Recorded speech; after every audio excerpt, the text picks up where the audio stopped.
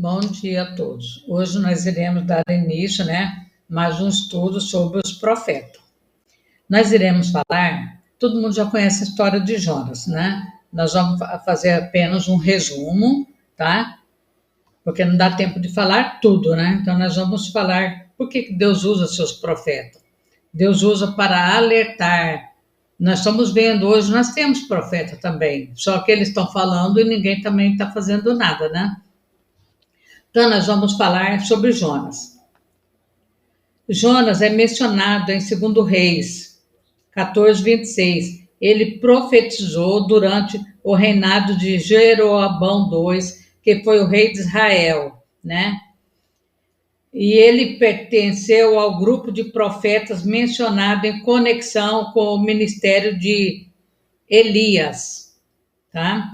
Deus ordenou a Jonas que fosse pregar em Nínive, a cidade mais importante da Síria, um emergente poder mundial dos seus dias.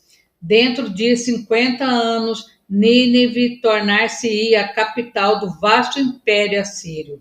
Jonas não diz muito a respeito da impiedade dessa cidade, mas o profeta Naum nos fornece mais informações ao declarar que Nínive era culpada de quê? De conspiração contra Deus, exploração dos desamparados, crueldade na guerra, idolatria, prostituição, feitiçaria.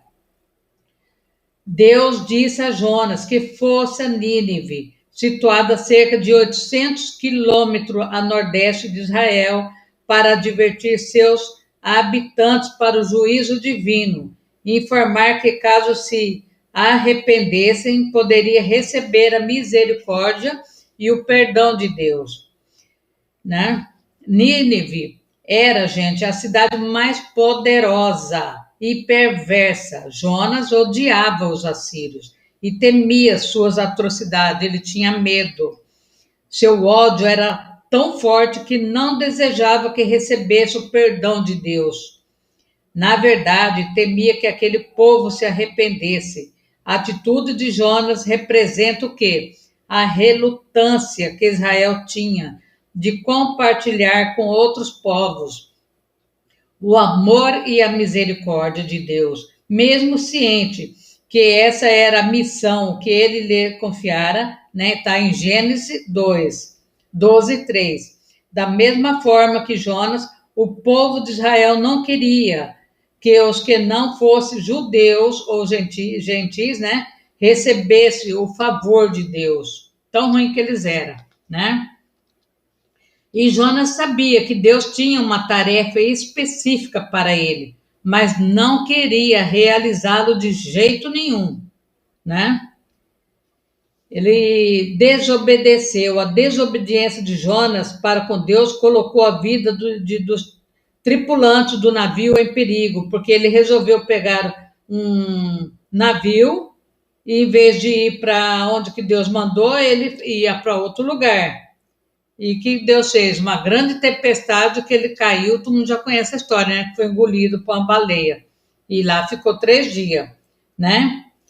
E ele estava fugindo daquilo que Deus ordenou. Quando Deus manda o profeta falar alguma coisa, a gente é obrigado a falar, tá? E Jonas desobedecera terrivelmente a Deus.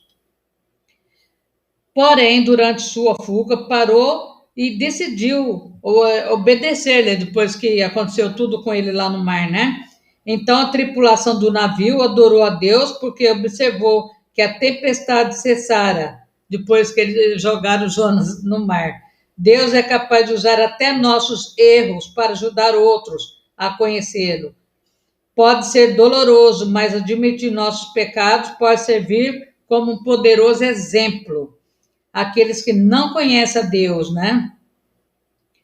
E aí a gente vê que ele foi obrigado a ir e orientar as pessoas que Deus mandou ele falar, que ia destruir Nínive. E as pessoas acreditaram, viu? Acreditaram, Jonas cumpre sua missão, né? Ele resolveu ir, ele fez o que Deus mandou e as pessoas receberam aquilo como um livramento, né? Aqui está o descontentamento de Jonas, resposta do Senhor. Mas desgostoso-se Jonas extremamente disso, ficou todo ressentido e orou ao Senhor e disse: Ah, Senhor, não foi isso que eu disse, estando ainda na minha terra? Por isso me preveni fugindo para Tarsis, pois sabia que és Deus piedoso, misericordioso, né? Grande é benignidade, que te arrependeste do mal. Peço-te, pois, o Senhor, tira-me a minha vida, porque melhor é morrer do que viver. E disse o Senhor: é razoável o seu ressentimento? Porque Deus não estava a fim de perdoar as pessoas por causa de tanto erro que eles fizeram, né? E Jonas estava muito desgostoso com tudo que iria também acontecer, né? Aí ele deu o recado, as pessoas se humilharam, né? Humilharam terrivelmente. Ele fez várias coisas assim antes de ir, viu, gente? Primeiro ele descansou debaixo de uma árvore, não queria sair na cabana, até que Deus foi tirando o sossego dele, até que ele cumpriu tudo que Deus mandou. E as pessoas teve livramento por quê? Porque as pessoas pediram perdão a Deus, todos se humilharam, vestiram de saco e todos clamaram para Deus. E Deus resolveu dar mais uma chance para eles, né? Então, gente, ó, aí nós vemos também outro, eu resumi, viu, gente? Nós estamos vendo o que Deus faz quando ele manda uma pessoa falar para o seu povo. Nós vamos falar um pouquinho do Miqueias também. Miqueias também, ele era outro profeta, que Deus mandou ele também falar sobre as pessoas, da maldade que eles faziam, né? Miqueias enfatizou a necessidade de ter justiça e paz como verdadeiro advogado, apresentou a causa que Deus tinha contra Israel, Judá, seus líderes, seu povo, né? E Miqueias deixou bem claro que Deus odeia a maldade, a idolatria, a injustiça e rituais vazios que não levam a lugar nenhum. E esse ódio permanece até hoje, mas ele está totalmente disposto a perdoar os nossos pecados, como Deus julgará os falsos profetas, Deus julgará os líderes desonestos, os sacerdotes interesseiros, egoístas. Deus, gente, vai julgar todos. Todos vão ficar na mesma balança. Deus vai colocar na balança e ver o erro de cada um. Não vai ter escapatória. Miqueias falou sobre a opressão. Miqueias predisse a ruína de todas as nações e de todos os líderes que oprimissem os outros. Os mais afortunados oprimiam, exploravam os mais pobres, né? E assim, ainda assim, ninguém os criticava ou fazia qualquer coisa para detê-los. Nós estamos vendo isso no nosso dia. Ninguém detém, né? Eles fazem o que bem entende.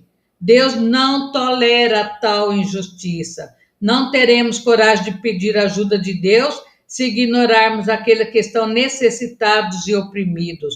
Ou enquanto silenciamos, somos convenientes com as ações erradas daqueles que oprimem as pessoas para ter poder, né, supremo sobre todos. Então, nós devemos de escutar aqueles profetas verdadeiros e escutar o que Deus quer conosco, né? E Miqueias ainda fala assim, ó, ai daqueles que nas suas camas intentam a iniquidade e maquinam o mal. A luz da alva o pratica, porque está no poder da sua mão. Nós estamos vendo perseguição muito grande sobre todos aqueles que não são da esquerda aqui no Brasil, viu, gente? Tá uma perseguição maligna muito grande mesmo.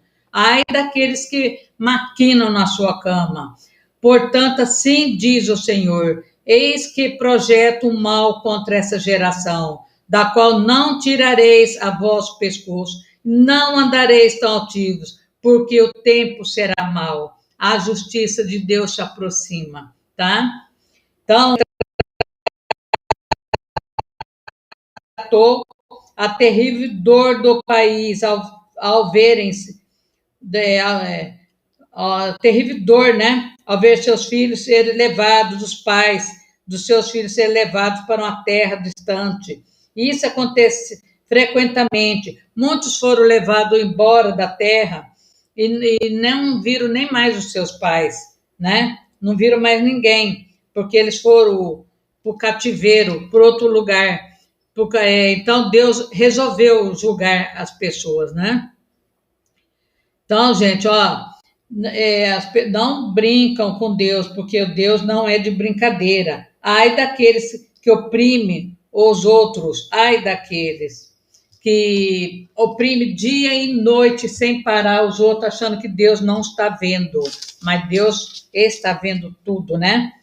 As acusações da injustiça proferida por Miqueias.